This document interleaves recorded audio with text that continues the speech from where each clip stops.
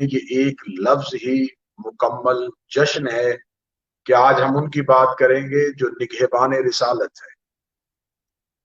یہ لفظ اتنا وسیع ہے، یہ لفظ اتنا طول رکھتا ہے کہ رسالت اس پناہ گاہ کو کہتے ہیں جو کائنات میں ہر کسی کو اپنی پناہ میں لے لے، جو کائنات کی نگہبانی کرے اور جسے اللہ نگہبانی کے لیے مقرر کرے اسے رسول کہتے ہیں، اور جس رسول کو جس گود کے لیے منتخب کرے اس گود کو حضرت ابو طالب کہتے ہیں۔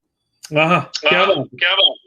سرکار حضرت ابو طالب نام نامی اسم گرامی میرے بادشاہ کا عمران، لیکن مشہور ہوئے کنیت کے ساتھ ابو طالب۔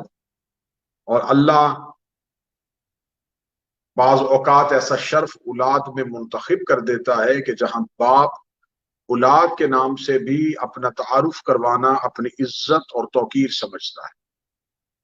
اللہ نے حضرت عمران کو بیٹے ہی ایسے دیے تھے کہ حضرت عمران جس بیٹے کے نام کے ساتھ بھی اپنا اسم معتبر کرتے تو وہی قابل عزت ٹھہرتا۔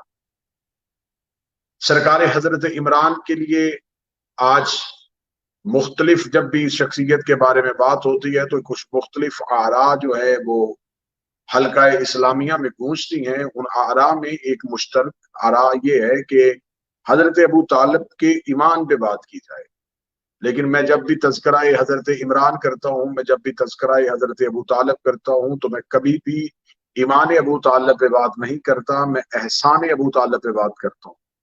میں ہمیشہ یہ بات کرتا ہوں کہ حضرت ابو طالب کا ایمان نہ دیکھا جائے، حضرت ابو طالب کے اسلام پہ احسان دیکھے جائے۔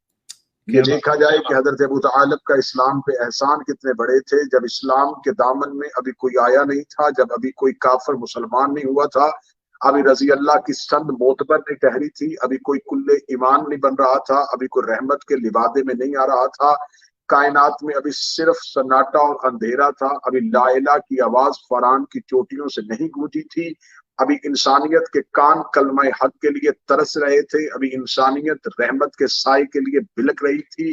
تب وہ ایک ایسا وقت تھا جب مکہ کی چوٹیوں میں ایک شخصیت ہے جسے اللہ نے رسول بنا کے بھیجا ہے، اور اس رسول نے جس گھر میں جائے امن کو اپنے لیے پناہ گاہ سمجھا وہ حضرت ابو طالب کا گھر تھا۔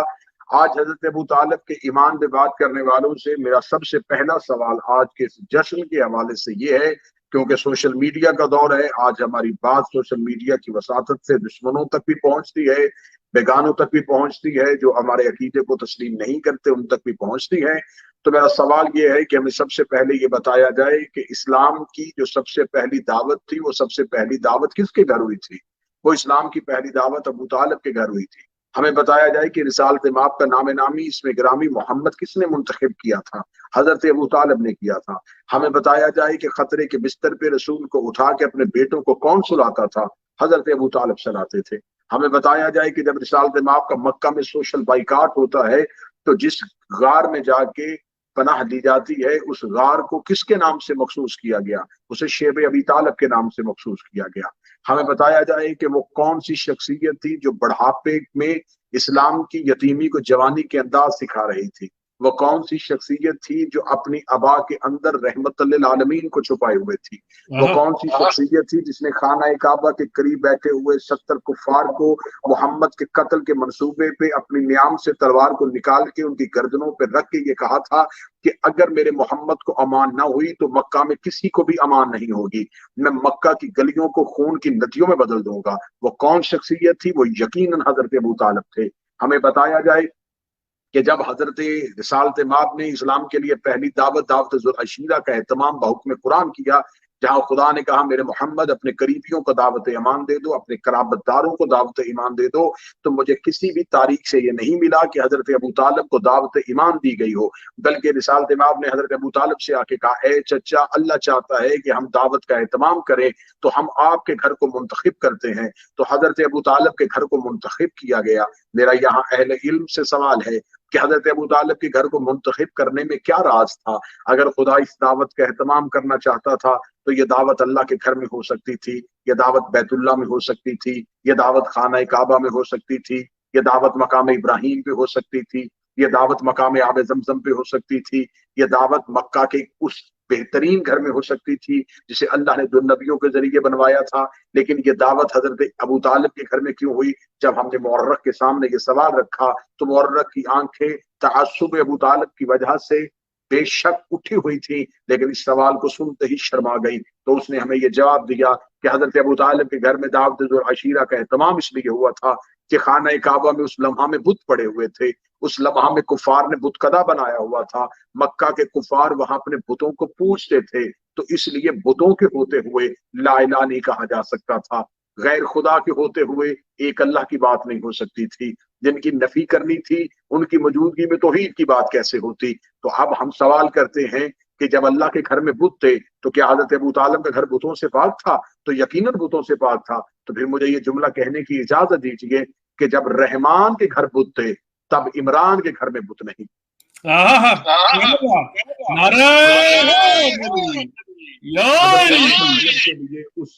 حضرت ابو طالب کو نے اس گھر کا انتخاب کیا اور رسالت امام صلی اللہ علیہ وآلہ وسلم کو وہاں پہ دعوت ایمان کے لیے کہا گیا۔ 40 کفار کو اکٹھا کرنے کے بعد مسلسل 3 دن جو اپنے گھر میں دسترخوان سجا کے مکے کے کفار کو کھانا کھلاتے رہے، وہ علی کے بابا تھے، وہ مربی رسالت تھے، وہ رئیس مکہ تھے، وہ متولی کعبہ تھے، وہ رئیس بطحہ تھے، جس کے جیب میں خانہ کعبہ کی چابیاں تھی، جو حج کے دنوں میں لوگوں کو کھانا کھلاتے تھے، جو ہاشمیوں کے چراغ تھے۔ حضرت ابو طالب نے بہترین دعوت کا اہتمام کیا۔ پھر تاریخ کی آنکھوں نے یہ منظر بھی دیکھا کہ حضرت ابو طالب کے گھر میں وہ دعوت ہوتی ہے، اور دعوت پہلے دن ہوئی ہے اور کفار چلے جاتے ہیں، دوسرے دن ہوتی ہے کفار چلے جاتے ہیں، رسالت امام مسکرا کے کہتے ہیں اے چچا ابو طالب، اے چچا عمران، ہم اتنی محنت تو کر رہے ہیں لیکن کفار تو میری تقریر نہیں سنتے۔ تو حضرت ابو طالب نے اپنا دست شفقت رحمت للعالمین کے سر پہ پھیرا، رسول کی آنکھوں کو چوما اور چومنے کے بعد کہا اے میرے بھتیجا، اے عبداللہ کا بیٹا، آپ مجھے بتائیں کہ آپ بات کرنا کب چاہتے ہیں؟ فرمائے ہم چاہتے ہیں کہ لوگ ہماری بات سنیں۔ فرمایا جب تم چاہتے ہو تو پھر تمہاری چاہت میں ہی ابو طالب کی چاہت ہے، آج اس گھر سے کوئی نہیں جائے گا۔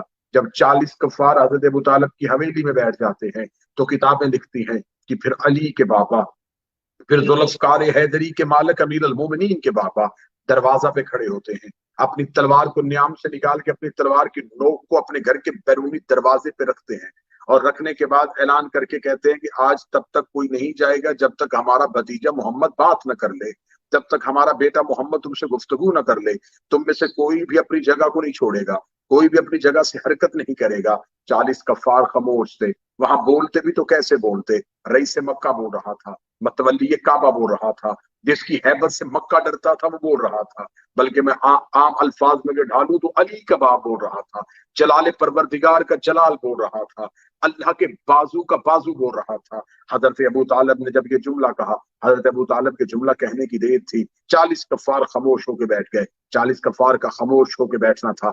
حضرت ابو طالب نے ان کو بٹھایا، بٹھانے کے بعد رسالت امام کی طرف نگاہ کی، اور تاریخ طبری میں یہ منظر لکھا ہے، اہل سنت کتابوں میں یہ منظر لکھا ہے۔ پھر رسالت امام کی طرف دیکھ کے مسکرا کے فرمائے قم یا سیدی و یا مولایا، اٹھیے میرے سید، اٹھیے میرے مولا، فتکلم مما تحبون، اور فرمائیے وہ کلام جو آپ پسند کرتے ہیں، بولیے وہ بات جو آپ کہنا چاہتے ہیں، وبلغ رسالتہ من ربک، اور پہنچائیے وہ رسالت جو آپ کے رب نے آپ پہ نازل کی ہے۔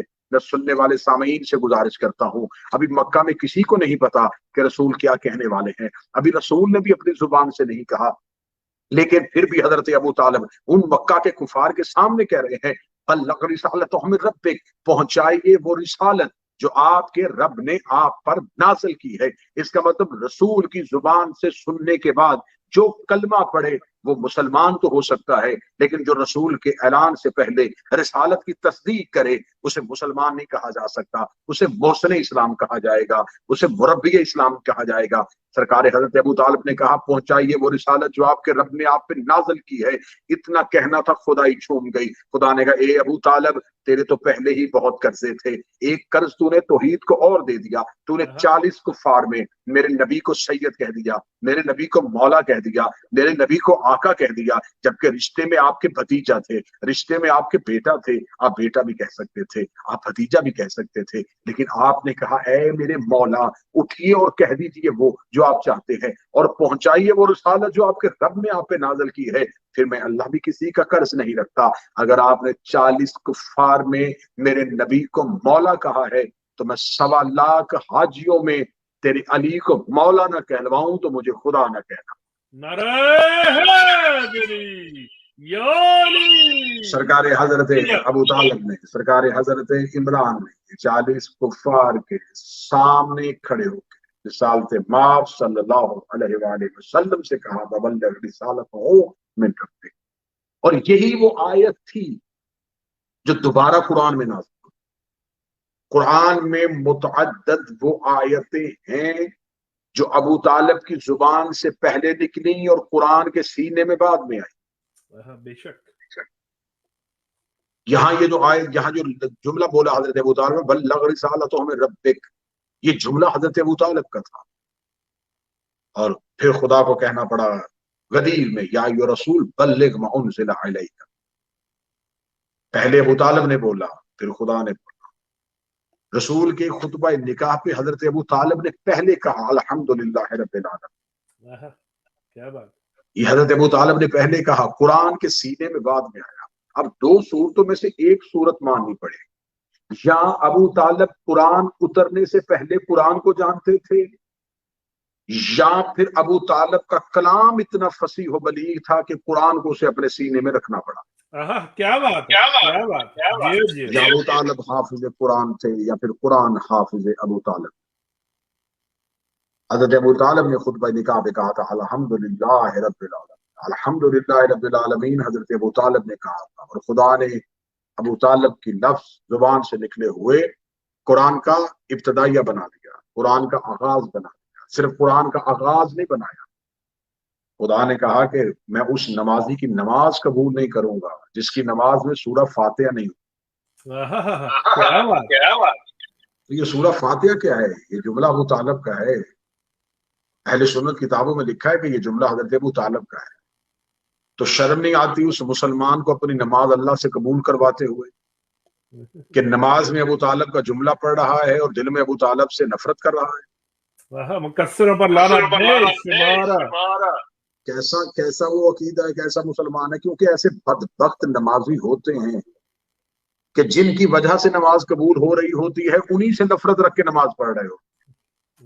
تو یقین کیجئے کہ ایسا نمازی چاہے دشمن میں ہو، چاہے اپنوں میں ہے، چاہے بیگانوں میں ہے، چاہے شیعوں میں ہے، جس نے ابو طالب سے دشمنی کی یا ابو طالب کے بیٹوں سے دشمنی کی یا نسل آل رسول سے دشمنی کی، جس نے خاندان محمد مصطفیٰ سے دشمنی کی، جس نے علی ولی اللہ سے دشمنی کی، اگر وہ اس دشمنی کے ساتھ مصلے پہ جاتا ہے تو مصلہ اس پہ لعنت کرتا ہے اور تسبیح اس پہ تبرہ کرتی ہے، اور خدا کے فرشتے اسے کہتے ہیں کہ اللہ تجھ پہ لعنت کرے، تو حجت کا انکار کر کے مصلے پہ کیوں آ گیا؟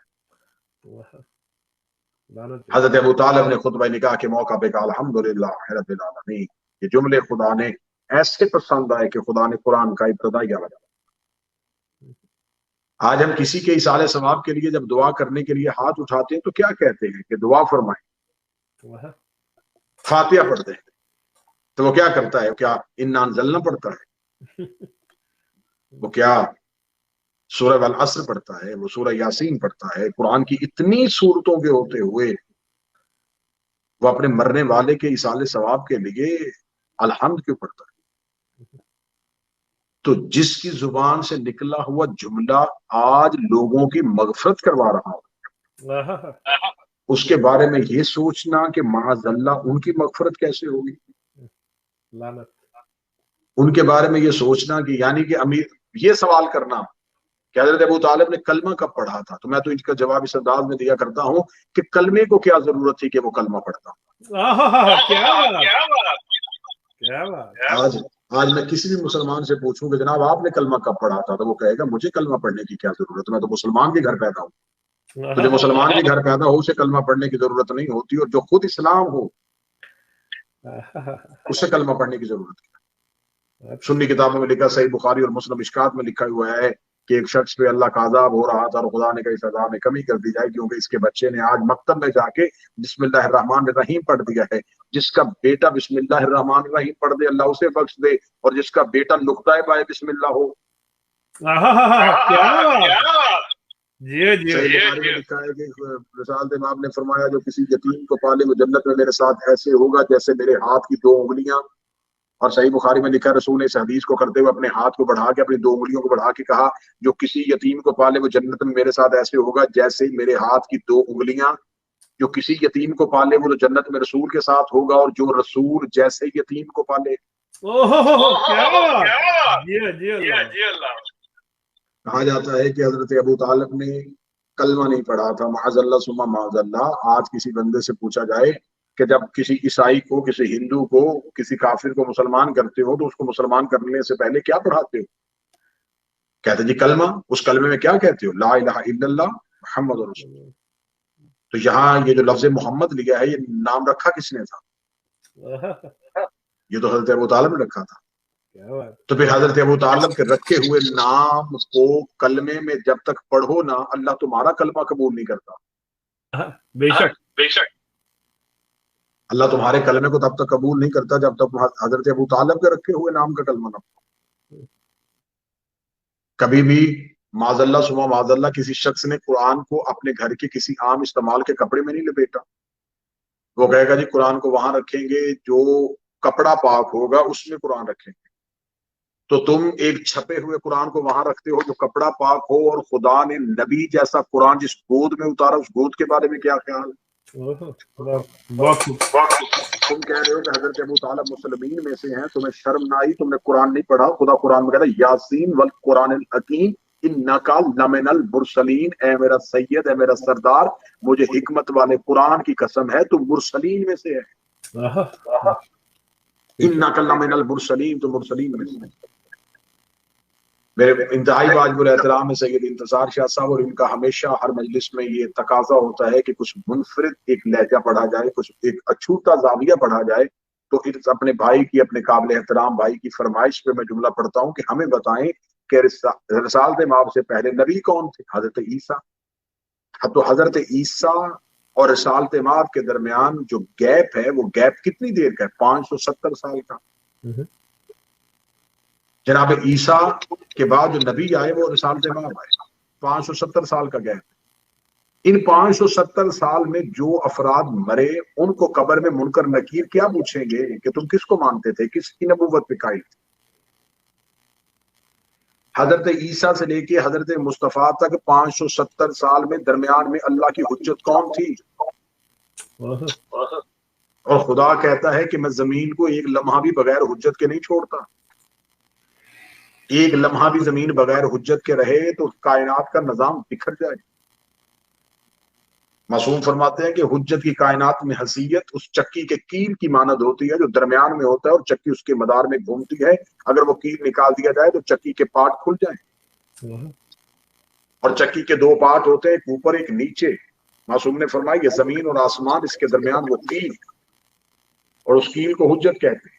اگر اس کیل کو نکال دیا جائے تو زمین بھی برباد ہو جائے، آسمان بھی برباد ہو جائے. تو حضرت عیسیٰ سے لے کے رسالت مآب تک 570 سال میں اللہ کی حجت کون ہے؟ آج بھی کسی بھی ملک میں، کسی بھی دنیا کا یہ قانون ہے کہ جب ایک چیف آف آرمی اسٹاف اپنا عہدے کی مدت کو پوری کرتا ہے تو وہ اس وقت تک اپنے عہدے سے دستبردار نہیں ہوتا جب تک وہ اگلے چیف کو اختیارات نہ سونپ دے. تو رسالت مآب کو اختیارات رسالت کس نے سونپے تھے؟ اب میں دشمن ابو طالب کے چہرے پہ زوردار تماچا اس دلیل کے ساتھ مارنے لگا ہوں کہ ابو طالب کو مسلمانوں میں تلاش نہ کرو. ابو طالب اللہ کی حجت کا نام ہے. کیا بات ہے. ابو طالب کو تلاش کرنا ہے تو پیغمبروں میں تلاش کرو. ابو طالب کو تلاش کرنا ہے تو مرسلین میں تلاش کرو. حضرت ابو طالب حجت خدا ہے، کیونکہ अमीर अल-मोमिनीन ने एहतजाज तिबरसी में मौला का एहतजाज है कि अमीर अल-मोमिनीन ने सकीफा बनी सआदा में खड़े होकर कहा था, जब अमीर अल-मोमिनीन ने अपना तारुफ करवाया तो तारुफ में जुमला कहा था कि मैं निकाह से, मेरा बाप निकाह से, मेरा दादा निकाह से।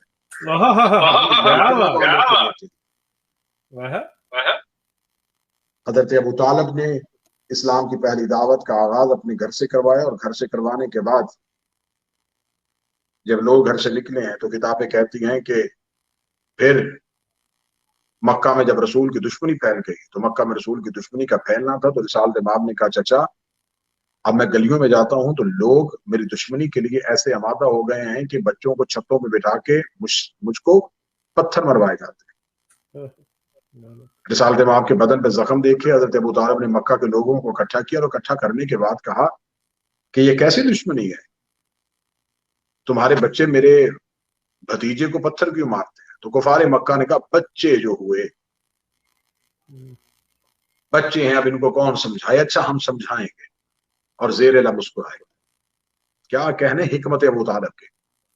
अगले दिन रिसालत इमाम घर से निकले तो फरमाया, मुस्तफा अकेले न जाइएगा, अली को साथ भेजें। उनके हाथ में खजूरों की गुठलियां, खजूरें थी, मोमिनीन खजूरें खाते थे और गुठलियां अपनी मुट्ठी में छिपाते थे। मक्का के बाजार में जब रिसालत इमाम के, और रिसालत इमाम ने पहला लफ्ज कहा, अय्युहन्नास क़ूलू ला इलाहा इल्लल्लाह, इंसानों को अल्लाह एक है, इतना कहना था, या कुफार के बच्चों ने पत्थर नबी के जिस्म की तरफ फेंके, नबी के जिस्म की तरफ पत्थरों का फेंकना था। माजरत, या अमीरुल मोमिनीन ने मुट्ठी में से वो गुठलियां निकाली और एक एक काफिर के बच्चे को मारनी शुरू की। तारीख कहते, जिसके बाजू पे लगा बाजू चला गया, जिसके सीने पे लगा सीना चला गया, किसी का सर जख्मी, किसी का बाजू जख्मी, किसी का सीना जख्मी। दौड़ के हजरत अबू तालिब के पास आके कुफारे मक्का ने कहा, अबू तालिब तेरे बेटे अली ने क्या किया? उसने तो आज मक्का के सारे बच्चों को जख्मी कर दिया। अबू तालिब मुस्कुरा कहता, बच्चे जो हुए। हर तरीके से हिकमत के साथ मुकाबला किया मक्का में। किसी ने साजिश की, अबू तालिब ने साजिश का मुंह तोड़ा।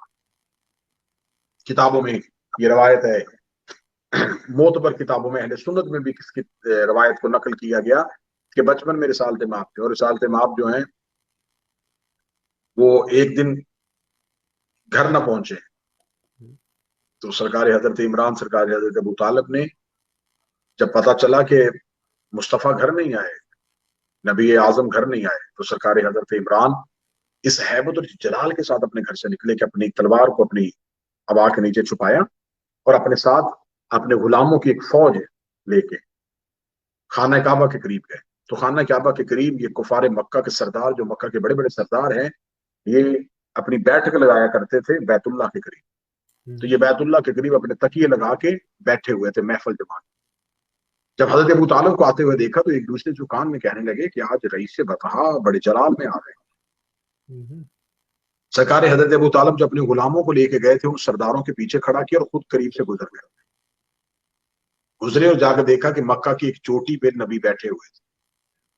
वहां से जाकर रिसालत इमाम को उठाया और यूं जैसे कारी कुरान को सीने से छुपाते ना, ऐसे सीने से छुपा के अपनी अबा के नीचे मुस्तफा को छुपा। सुभान अल्लाह। जब छुपा के वापस गुजरे तो सरदारा ने मक्का ने कहा, ए अबू तालिब किसको छुपाए जा रहे हो? तो यूं अपनी अबा को बिला तशरीफ खोला, मुस्तफा को दिखाया। दिखाने के बाद जो पीछे गुलाम खड़े थे उनसे कहा, तुम भी अपनी अबाओं को खोलो। उन गुलामों ने हजरत अबू तालिब के हुक्म के मुताबिक अपनी अबाओं को खोला तो तेज धार खंजर अपनी कमर बद के अंदर छुपाए हुए थे। मक्का के सरदारों ने कहा, अबू तालिब हम समझे नहीं। फरमाया, ये एक एक गुलाम तुम्हारे पीछे मैं इसलिए खड़ा करके गया था, मैंने कह के गया था कि अगर उस चोटी से मुस्तफा नजर ना आए तो मेरी वापसी पे उतरने का इंतजार न करना, मेरे यहां तक पहुंचने तक मुझे इन सरदारों की कटी हुई गर्दनें चाहिए। मक्का के सरदार हजरत अबू तालिब के ये मंसूबा सुन के दहल गए। कहने लगे, अबू तालिब क्या तू हमारे कत्ल का इरादा रखता था? ये जुमला हजरत अबू तालिब का तरीक साज है। फरमाया, याद रखना, जब तक मोहम्मद को अमान है तब तक तुम्हें अमान है। जब तक मुस्तफा अमान में रहेंगे तब तक तुम। फिर अहले सुन्नत किताबों का एक रेफरेंस, एक हवाला मैं यहाँ जरूर कोट किया करता हूँ जब हजरत अबू तालिब पे बात हो। مکہ میں قحط پڑ گیا، مکہ میں خشک سالی ہو گئی، مکہ میں بارش نہیں ہو رہی تھی، تو تمام مکہ نے مل کے یہ ارادہ کیا کہ ہم ایک ایسا دن مقرر کریں جس دن میں ہم اپنے اپنے بتوں کو لے کے ایک صحرا میں اکٹھے ہوں اور اپنے اپنے خداؤں کو یاد کر کے دعا کریں۔ تو آخر جب سرداران مکہ نے یہ فیصلہ کیا تو ان سب نے کہا کہ ہم تو اپنے اپنے خداؤں کو لے کے آ جائیں گے، بنو ہاشم کس کو لے کے آئیں گے؟ تو یہ اکٹھے ہو کے حضرت ابو طالب کے دروازے پہ گئے، حضرت ابو طالب کے دروازے پہ دستک دی، دستک دینے کے بعد حضرت ابو طالب کو متوجہ کر کے کہنے لگے، اے عمران، اے رئیس مکہ، مکہ میں خشک سالی ہے تو ہم نے پروگرام بنایا ہے کہ ہم اپنے اپنے خداؤں کے سامنے عبادت کر کے بارش کے نزول کی دعا کریں گے، تو ہم اپنے اپنے خداؤں کو لے کے آئیں گے، تم ہاشمیوں کا اگر کوئی خدا ہے تو تم بھی لے کے آنا۔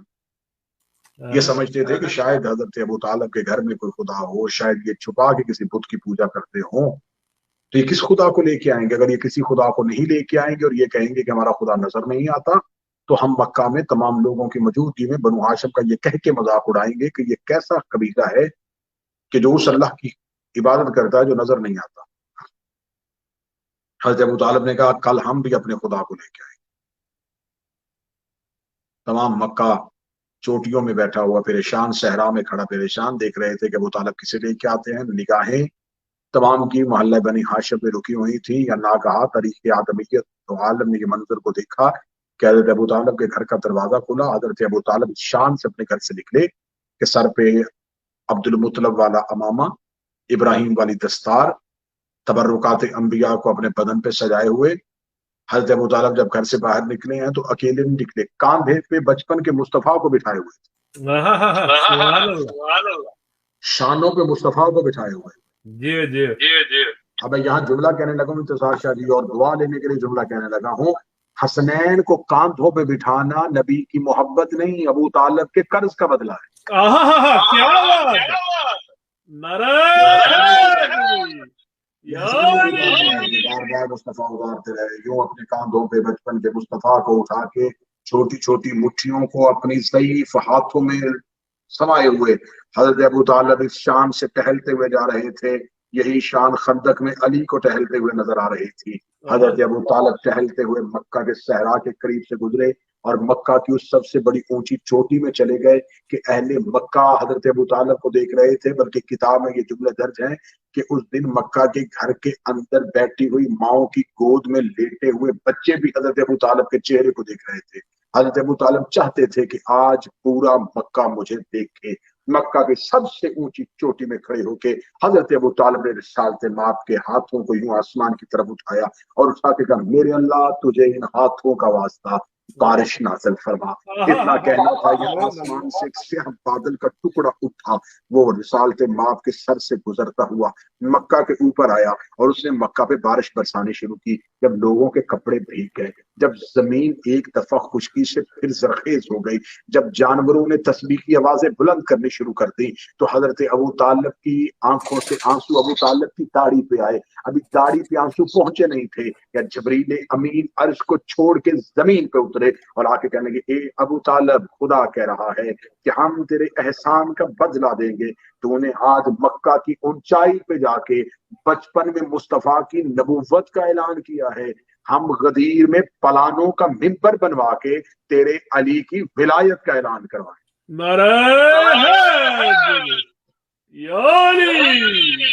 کون؟ حضرت عمران، جس نے ہر لمحہ اسلام پہ احسان کیے، جس نے ایک لمحہ بھی ایسا نہیں جو ابو طالب کا اسلام احسان کے بغیر خدا کے قرب میں ایسا قبول ہو جائے کہ ہر ایک نفس حق کا حصول ہو جائے۔ رئیس مکہ، یہ کس قدر شرف ہے تیرا، یتیم در پہ پلے اور رسول ہو جائے۔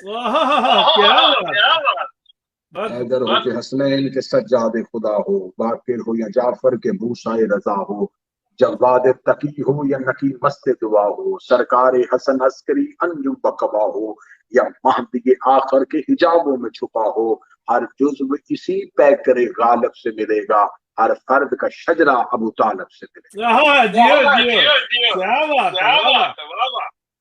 آج حضرت ابو طالب کے ایمان پہ بات کرنے والے، میں نے دنیا میں ہر ایک ممبر پہ یہ چیلنج کیا ہے کہ ہم سے ابو طالب کے ایمان پہ بات کرنے والے اگر خیز ذہن رکھتے ہیں اور سینہ چوڑا رکھتے ہیں تو کسی بھی دنیا کی جگہ پہ کہیں بھی بیٹھ کے، کسی فورم پہ بیٹھ کے، کسی ٹی وی چینل پہ بیٹھ کے، کسی میڈیا پہ بیٹھ کے ہم ڈیبیٹ کر لیتے ہیں، ہم بات کر لیتے ہیں، ہم ابو طالب علی کے باپ کا امام ثابت کر دیں گے، تم سے اپنے پیروں کے باپ بھی ثابت نہیں ہوں گے۔ بے شک بے شک۔ اگر حضرت ابو طالب کے ایمان پہ بات ہوگی تو پھر ہر کسی کے باپ کے ایمان پہ بات ہوگی، پھر دیکھا جائے گا کس کا باپ کیا کاروبار کرتا تھا، کس کا باپ کیا تجارت کرتا تھا، کس کے باپ نے اپنے بیٹے سے کیا خط میں کہا تھا، کس کا باپ اپنے بیٹے کے بارے میں کیا خیالات رکھتا تھا۔ یہ ابو طالب کی فضیلت ہے کہ ابو طالب کے سارے بیٹے امام ہیں، بے شک بے شک۔ نسل امامت ابو طالب کے پاس ہے۔ خدا نے کہا ابو طالب تیرے بڑے احسان ہیں، لیکن میں تیرے احسان کا بدلہ احسان کی صورت میں دیتا رہوں گا۔ ابو طالب میرا نبی تیرے گھر میں آیا، تیرا علی میرے گھر میں آیا۔ میں جملہ پھر پڑھنے لگا، اس جملے سے مجھے خود عشق ہے۔ ابو طالب میرا نبی تیرے گھر میں آیا، تیرا علی میرے گھر میں آیا، تو نے میرے نبی کا نام محمد رکھا، میں تیرے بیٹے کا نام علی رکھوں۔ کیا بات ہے۔ ابو طالب تو نے میرے مصطفیٰ کو پالا، ہم تیرے علی کو عین اللہ بنائیں گے، ہم تیرے علی کو وجہ اللہ بنائیں گے، ہم تیرے علی کو لسان اللہ بنائیں گے۔ لیکن ابو طالب اگر میں احسان کے بدلے احسان کی صورت میں دیتا رہا، کل کو لوگ کہیں گے کہ اللہ ہو کے بندے سے مقابلہ کرتا رہا، ایک احسان تجھ سے بڑھ کے کر دیتے ہیں، تو میرے نبی کا نکاح فرش پہ پڑھا، میں تیرے علی کا نکاح عرش پہ پڑھا۔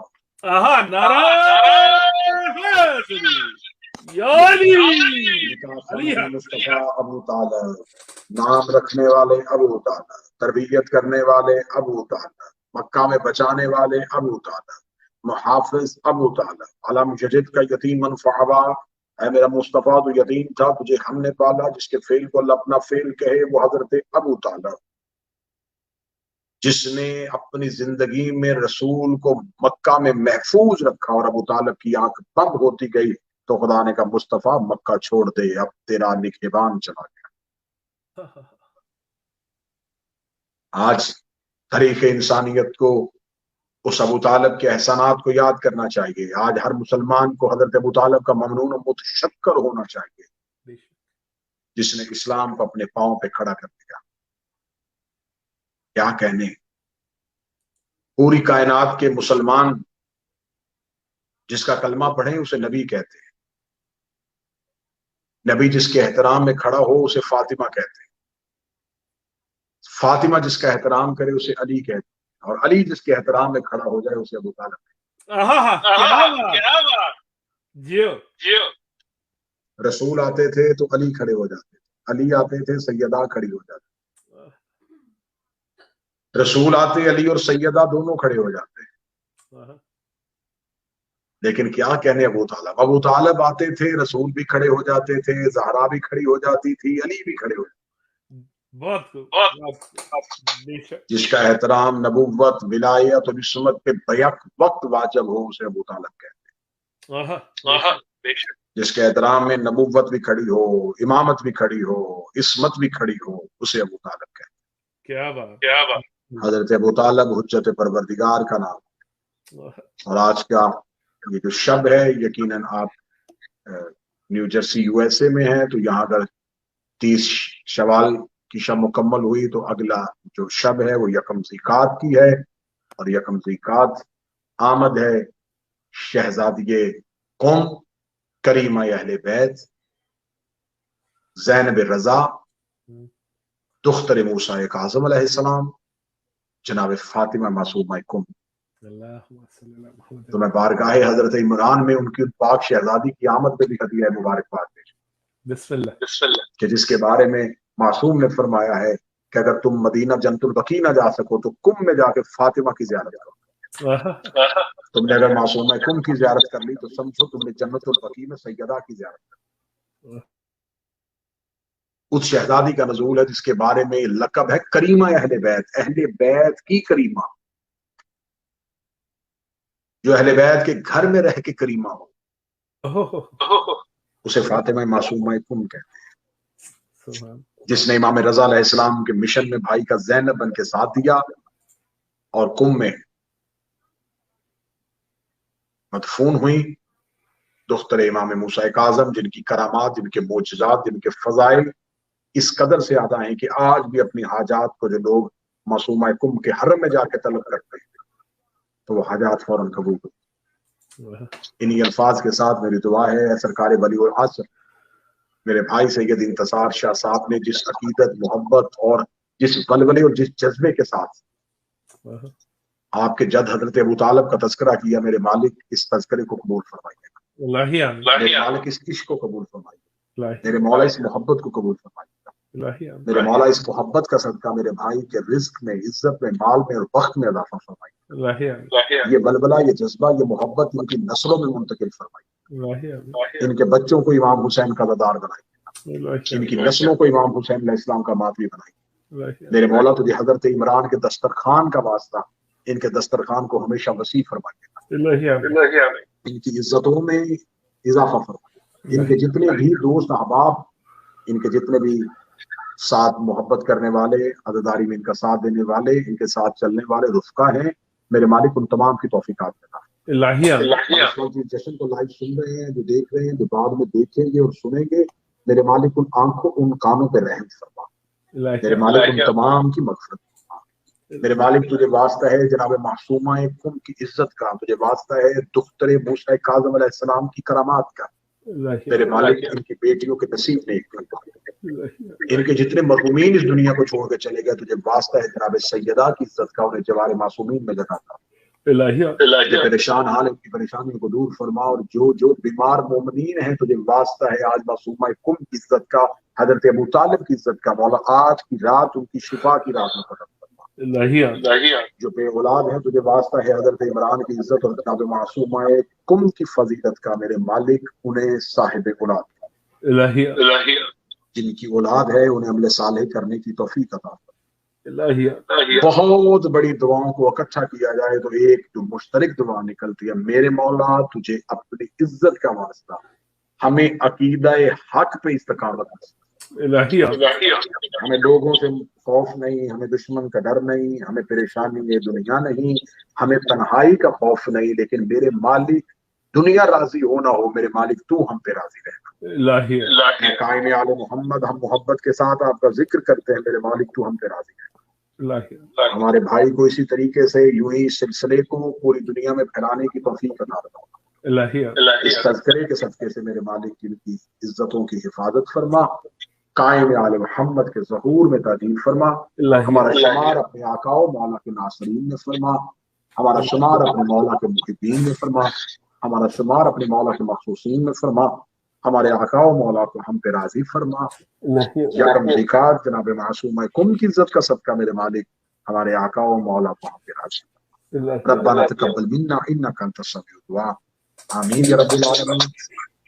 मैं सबसे आकर मैं फिर अपने भाई सैयद इंतसार शाह साहब का तहे दिल से शुक्रिया अदा करता हूँ कि वो ऐसे मौके फराहम करते हैं कि हम अपनी बात, अपनी गुफ्तगू दुनिया के सामने रख सकें और ये तज़किरा मोहम्मद व आले मोहम्मद खुशबू बन के पूरी दुनिया में फैल सके। सलाम अलैकुम या